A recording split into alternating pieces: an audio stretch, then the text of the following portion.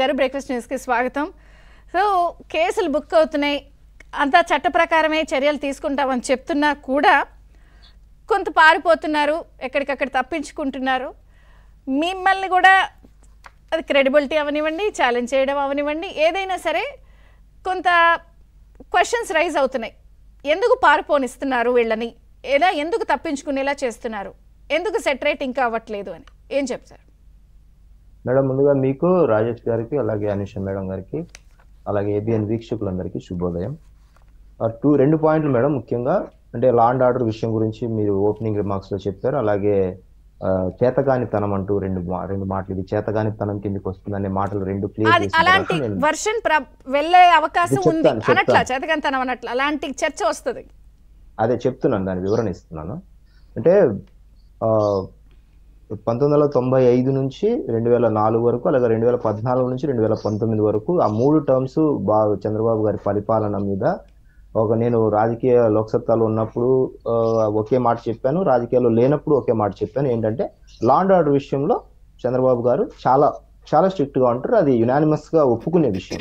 మిగతా నాయకులతో పోలిస్తే, మిగతా పరిపాలనతో పోలిస్తే, పక్క రాష్ట్రాల్లో కానీ మన రాష్ట్రంలో ఉన్న వ్యక్తులతో పోలిస్తే లా అండ్ ఆర్డర్ విషయంలో ఆయన చాలా స్ట్రిక్ట్ గా ఉంటారు. అది చాలా ఆహ్వానించదగ్గ విషయం. ఆయన అఫ్ కోర్స్ అడ్మినిస్ట్రేటర్ గా ఆయనకున్న ఆ అనుభవం కావచ్చు, లేకపోతే ఆయన ప్రభుత్వం నడిపే విషయంలో లా అండ్ ఆర్డర్ ఖచ్చితంగా ఉండాలి. డెవలప్మెంట్ ఆస్పెక్ట్ లో కానీ, ప్రజలకు భద్రత విషయంలో కానీ, లేకపోతే పెట్టుబడుల విషయంలో కానీ ఏ స్టేట్ అయినా స్టేబుల్ గా ఉండాలి. లా అండ్ ఆర్డర్ విషయంలో చాలా కరెక్ట్ గా ఉంటేనే ఆ స్టేట్ కూడా గ్రోత్ బాగుంటది. సో అందులో ఎలాంటి భేషజాలు లేవు.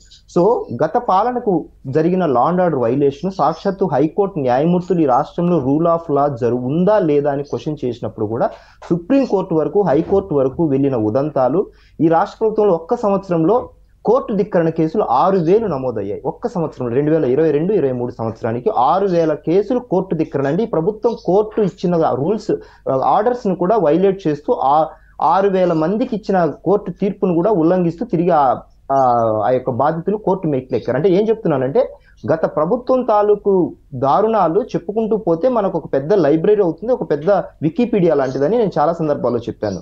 సో ఆ యొక్క తప్పుల నుంచి ఒక్కొక్కటికి సరి చేసుకుంటూ రావాలి. అలాగే లా అండ్ ఆర్డర్ విషయంలో చాలా స్ట్రిక్ట్ గా ఉండాలనే సంకేతాన్ని చంద్రబాబు గారు డే 1 నుంచి ఇవ్వడం మొదలు పెట్టారు.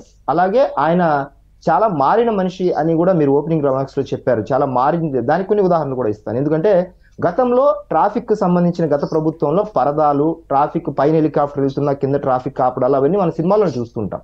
సో ఆ టైపు విధానాలు గత ప్రభుత్వంలో అవలంబించినప్పుడు చంద్రబాబు గారికి గతంలో కూడా ఆయన వెళ్తుంటే సెక్యూరిటీ రీజన్స్, ఆయనకు Z+ సెక్యూరిటీ, ప్రత్యేకమైన కేంద్ర భద్రతా బలగాలు, ఆయనకు జరిగిన అటాక్ ఉంది కాబట్టి సో ఆయనకు ప్రత్యేకంగా భద్రత కల్పిస్తున్న విషయంలో కూడా ఆయన ట్రాఫిక్ ఆపుతుంటే, ఈసారి 4వ ముఖ్యమంత్రిగా ప్రమాణ స్వీకారం చేసిన తర్వాత భద్రత విషయంలో కూడా ఆయన మిగతా వాళ్ళతో పాటు నా ట్రాఫిక్ దయచేసి ఆపద్దు. 2014-19 మధ్య చాలా సార్లు గన్నవరం టు ఎయిర్పోర్ట్ కు వెళ్లే సమయంలో గంట పాటు ట్రాఫిక్ ఆపినప్పుడల్లా అక్కడ ప్రజలు తీవ్ర ఇబ్బందులు ఎదుర్కొనే వాళ్ళు. కొంచెం నిరసనలు, కొంచెం రకాలైన ప్రభుత్వ వ్యతిరేకత కూడా కొన్ని సందర్భాల్లో వచ్చినప్పుడు అది ఆయన దృష్టికి వెళ్ళినప్పుడు, ఈసారి మాత్రం ఎట్టి పరిస్థితుల్లో నేను వచ్చి 5 నిమిషాల ముందు కన్నా ఎక్కువసేపు ఆపొద్దు, ప్రజలతో పాటు కూడా నేను వెళ్తాననేది ఒకటి ఆయనలో చూసిన మార్పు. మేము ప్రజల నుంచి తీసుకున్న విషయాల్లో పరదాలు ఎట్టి పరిస్థితుల్లో కట్టద్దు, నేను ప్రజలతో ఇంటరాక్ట్ అవ్వాలి, పరదాలు కట్టుకునే వాళ్ళు వేరే వాళ్ళు ఉంటారు, నేను కాదు. రెండో విషయం. మూడో విషయం వచ్చేసరికి ఆయన ప్రజలతో ఇంటరాక్ట్ అవుతున్న విధానం. గత ప్రభుత్వంలో అసలు ఇంటరాక్షన్ అనేది లేదు. అలాగే 14-19 మధ్య కొంత పార్టీని, వ్యక్తులని మిస్ అవుతున్నాను, దాని వల్ల కూడా కొంచెం నష్టం జరిగింది. సో ఆ ఆస్పెక్ట్ లో ప్రతి శనివారం పార్టీ ఆఫీస్ ని ప్రజలను డైరెక్ట్ గా నేరుగా సందర్శించి బాధితులతో మాట్లాడడం, ప్రభుత్వ విధానాలకు సంబంధించిన ఉద్యోగులతో చాలా ఓపెన్ గా తప్పులుంటే తీసుకురండి, అలాగే మీరు తప్పు చేస్తే మాత్రం వదలను అనే ఒక సంకేతం. అలాగే మంత్రులకు, ఎమ్మెల్యేలకు సాక్షాత్ అసెంబ్లీ ఇస్తున్నది. నేను ఎట్టి పరిస్థితుల్లో స్వపక్షం విపక్షం అని చూడను, ఎట్టి పరిస్థితుల్లో తప్పు చేస్తే ఎవరైనా సరే ఖచ్చితంగా దానికి బాధ్యులు అవుతారు. అలాగే మా అధినేత ఉప ముఖ్యమంత్రి గారు కళ్యాణ్ గారు కూడా ఓపెన్ గానే అసెంబ్లీలో చెప్పడం జరిగింది. ఇవన్నీ ఏం చూపిస్తున్నాయంటే ప్రజలకు ఒక భరోసా, నాయకత్వానికి అలాగే మంత్రులకు, ఎమ్మెల్యేలకు కూడా ఏం చెప్తున్నామంటే, తప్పు చేస్తే ఈ ప్రభుత్వం ఎవరిని ఉపేక్షించదు అనే సంకేతాన్ని గత ప్రభుత్వానికి ఈ ప్రభుత్వానికి గీత గీసినట్టు చూపిస్తున్నాం.